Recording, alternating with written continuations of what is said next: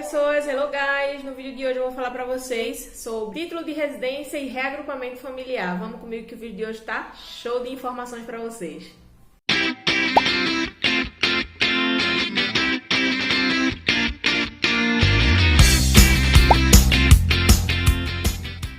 Então, gente, como vocês viram, o vídeo de hoje está aí falando de um assunto muito importante, né? Muito mesmo, que é sobre a autorização de residência, o famoso título de residência que a gente almeja tanto como imigrante alcançar aí esse documento, que é o primordial, né? Para as coisas fluírem mais e mais aqui em Portugal e ter a certeza de que realmente está regular no país, com direito, né, à liberdade, a mais liberdade, podendo viajar aí por toda a Europa, não só isso, mas também alguns empregos, que é o mais importante, muitos pedem agora autorização de residência, e ter também a liberdade, né, a autonomia de poder voltar para sua casa de origem, visitar os parentes, né, alguma coisa emergencial que venha a acontecer, você tem essa possibilidade de sair e voltar. Esse documento lhe dá, né, esse respaldo de que você está autorizado a residir em Portugal sem passar por aquele processo todo de imigração novamente, de perguntar o que você veio fazer no país,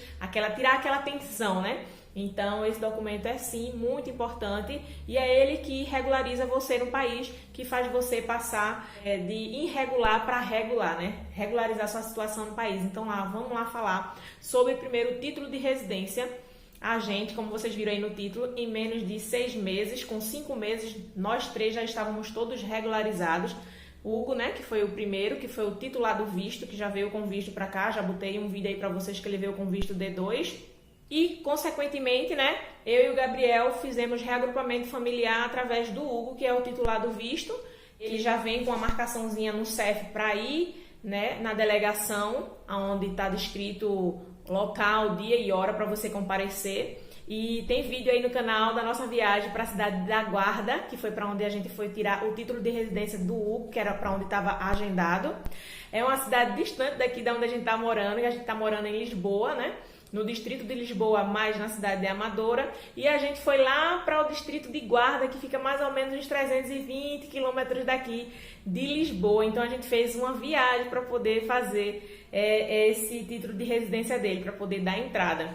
Como ele já veio com visto, essa marcação já vem no próprio visto dele, então a gente não tem escolha de cidade, nem local, nem de hora, já é programado no papelzinho, né, que vem junto do passaporte, dizendo aonde ele vai levar as documentações para poder fazer da entrada ao título de residência. E depois disso, né, isso foi em 22 de abril, e depois disso que ele deu entrada, a gente fez o nosso reagrupamento familiar. Ele que faz, né? O titular do visto que faz o reagrupamento familiar. A gente só vai realmente para tirar foto, assinar e colocar as digitalzinhas lá na máquina, né? Comprovando que a gente esteve no local, que somos parentes de primeiro grau, e aí dá entrada no reagrupamento familiar.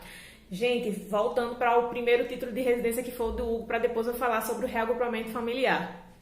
Então, gente, da nossa viagem para Guarda, eu vou colocar aqui o link embaixo aqui nesse vídeo para vocês verem a nossa aventura aí até a cidade da Guarda em busca aí do título de residência. Eu até fiz alguns vídeos lá também sobre a cidade, mas não tive muito respaldo para falar porque a gente só passou 3 dias, então eu não tive muito, assim, conteúdo, nem muita autonomia para falar de um assunto que eu não estava tão por dentro. Voltando, né, como o Hugo veio com visto, já expliquei para vocês, que no próprio visto dele, no passaporte, já vem a data, local e hora, tudinho para ele, né, comparecer na delegação lá que foi descrita pelo CEF, no dia, local e hora, tudo certinho, com os documentos. E quais foram os documentos que o Hugo levou, ele com visto D2, para ter essa entrada aí do título de residência? Levou para a delegação da Guarda, o CEF da Guarda, ele levou o passaporte. Eu fiz uma colinha aqui para ficar mais fácil aqui de eu dizer para vocês.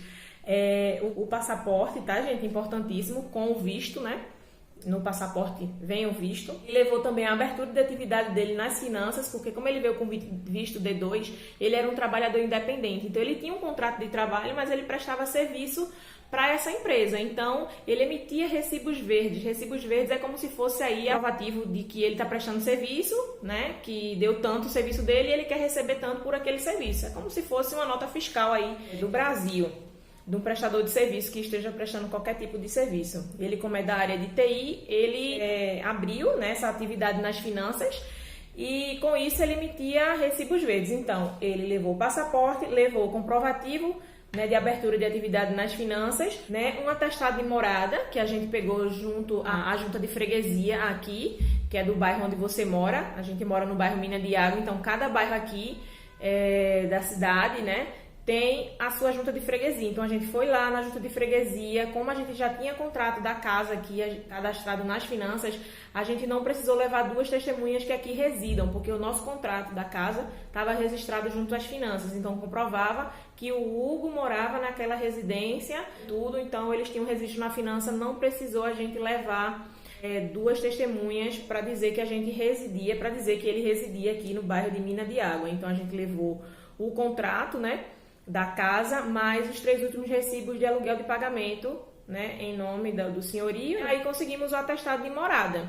Os últimos 3 recibos ou os últimos recibos que você tiver. A gente levou esse atestado de morada, mas também levou um comprovativo. Pode ser um ou outro. Nessa delegação pode ser um ou outro. Aí vocês vão ter que pesquisar e ver na delegação que vocês vai se serve ou um ou outro. Nessa delegação da guarda servia tanto o atestado de morada, que é o principal, né, que a maioria solicita, quanto o comprovativo de morada, que é uma conta de luz, de gás, de água ou de energia, de internet, que comprove que você reside naquela localidade. Também os 3 últimos recibos verdes, que é o meio de subsistência dele, que ele estava trabalhando, né, estava prestando serviço e que poderia se manter no país, né, gente? Eles querem saber se a gente tem como se manter no país, né? Então, ele, por estar trabalhando com recibos verdes, tinha que levar tanto a abertura, né, da atividade nas finanças, quanto os recibos verdes comprovando os seus rendimentos. Foi isso que pediu para Hugo, somente passaporte, o comprovativo de abertura de atividade nas finanças, o número de segurança social, o número de utente, o atestado de morada e os 3 últimos recibos verdes. NIF, né? Foi pedido NIF também, tá, gente? Eu não pedi a declaração de antecedentes criminais do Brasil e nem daqui de solo português, porque o Hugo já veio com visto. E no visto já é feito todo esse processo de análise antes de sair e de autorizar o visto do país, se ele tem algum impedimento de sair do país. Então, como ele já tinha o visto, ele já tinha passado por essa análise antes da declaração, né, de antecedentes criminais e não foi solicitado na hora. Então, gente, esses números de utente, número de segurança social e o NIF, o título de residência, já vem tudo da pessoa. Então, é como se fosse um único cartão, como se fosse não, é um único cartão, né, no qual vem todos os seus números ali. Vem o número de utente, o número de segurança social, o número do NIF e o número, né, do seu título de residência, que abrange aí todos esses outros documentos. Então, é importante ter os 3 na hora que solicitar o título de residência, porque já vem tudo num só documento.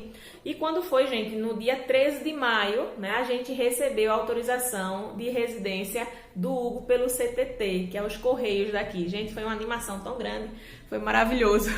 Vamos falar agora sobre reagrupamento familiar. Antigamente, poderia, já com o titular do visto, você ligar para o CEF, né, dar o códigozinho lá do seu visto e fazer o reagrupamento familiar antes mesmo dele dar entrada no título de residência. Mas como tudo muda, né, frequentemente, só podia depois que ele desse a entrada e que recebesse o papel da delegação, né, do CEF, informando o número, né, lá no papelzinho. E aí, através desse número, é que eu poderia ligar para o CEF, dar o número e fazer a nossa parte de reagrupamento familiar.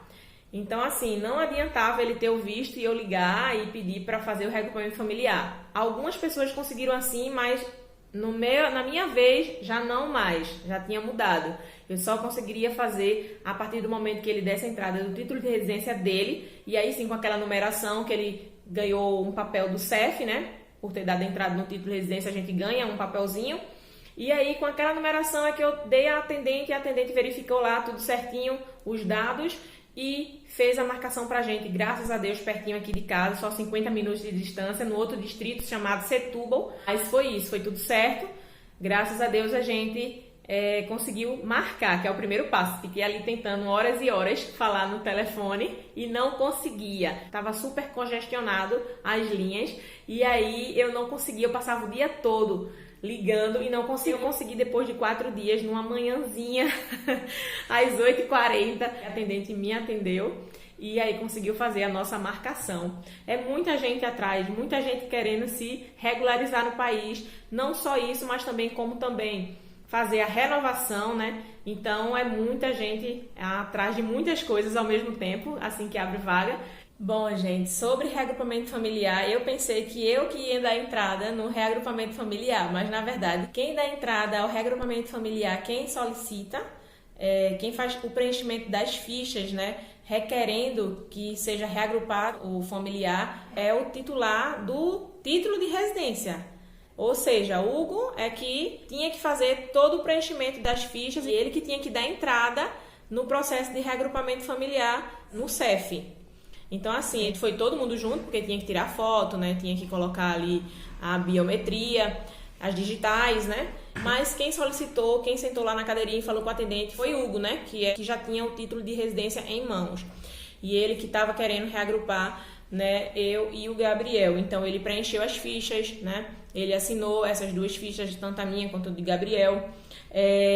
Pediram, né? As fichas, pediram o título de residência dele, pediu os nossos passaportes, né? O meu e o de Gabriel, pediu o contrato de trabalho dele, levou certidões de casamento, tanto o meu quanto o de Gabriel, não pediu apostilado, só que a gente sabe que tem que ser apostilado, mas ela não pediu, eu não sei se é porque ela viu na hora e quando virou o documento estava lá já a apostila, mas ela não pediu. Mas é obrigatório, tá, gente? Apostilar os documentos dos familiares.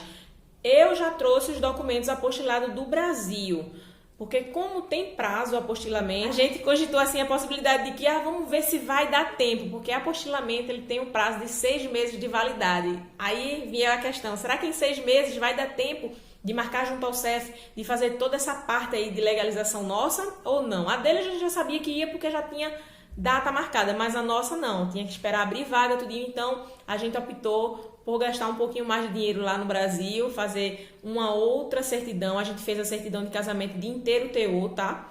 Trouxe a primeira e trouxe também a outra de inteiro teor e apostilou. A de Gabriel também, certidão de nascimento, a gente fez de inteiro teor também e apostilou. A gente preferiu pecar pelo excesso do que pela falta. Eu sempre falo essa frase, porque realmente faz sentido, né, gente? Imagina a gente chegando lá com uma certidão normal. Já vi muitos casos que também aceitaram a certidão normal, então vai de delegação para delegação, vai de atendente por atendente. Imagina a gente chegando lá com tudo certinho e aí, era de inteiro teor. Aí eu podendo fazer de inteiro teor, façam de inteiro teor. Eu dou essa dica aí para vocês também.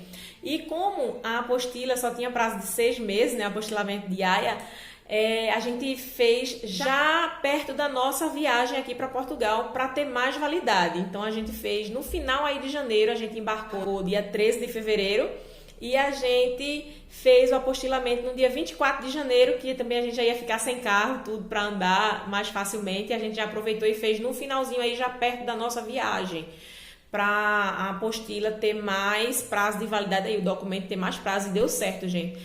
Depois que eu liguei para o CEF, a nossa marcação ficou para o dia 22 de julho e a apostila de AIA só valia até 24 de julho, ou seja, bateu aí as datas tudo certinho, graças a Deus o planejamento deu certo até nos documentos que a gente sabe que não está nas nossas mãos, né, as vagas abrirem e ter data, né, tão próxima assim, que os documentos ainda estejam válidos, e estavam, graças a Deus, por 2 dias aí os documentos ainda estavam válidos e graças a Deus deu tudo certo, né, com esses documentos.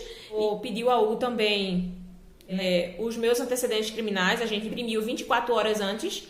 Eu tinha imprimido 3 dias antes, porque vale por 30 dias, mas a gente viu alguns relatos de que eles solicitaram com 24 horas antes. Então a gente imprimiu ainda, antes de sair, os antecedentes criminais.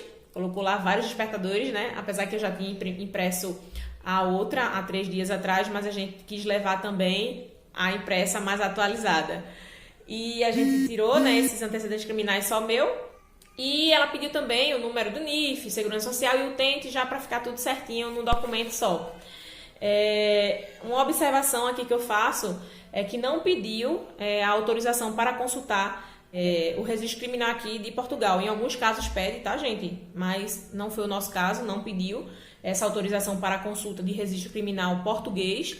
Mas é uma declaração que você pega no próprio site também, mas não foi pedido. É você autorizando que eles podem fazer aí essa consulta para ver se a gente tem alguma coisa em dívida aqui no país, né? Se aconteceu alguma coisa aí de criminal. Então foi isso, gente, nossos documentos. Depois que a gente tira a certidão de antecedentes criminais do Brasil, a gente também pode validar no site, tá, gente? Do governo federal. Você vai lá com o número do seu antecedente criminal que você tirou, coloca lá o código e aí valida no site do governo federal e aí tudo ok. Vou fazer só um adendo aqui na parte de reagrupamento familiar, tá? Não basta apenas comprovar que é família, tem também que comprovar que o titular do título de residência tem meios de subsistência.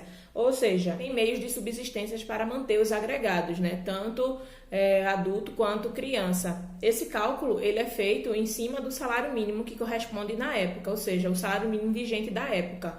Esse ano o salário mínimo é 705 euros. Então, para cada adulto agregado, é 50% desse valor. E para cada menor de 18 anos, é 30% desse valor.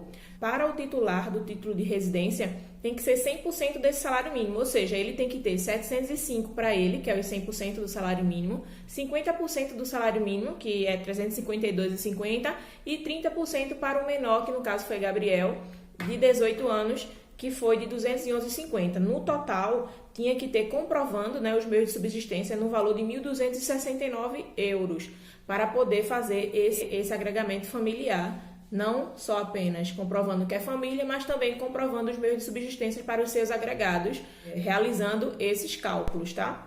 A gente também pagou, tá, por cada cartão, 50 euros e 63 cêntimos, que deu o total de 101 euros e 26 cêntimos aí pelos dois cartões.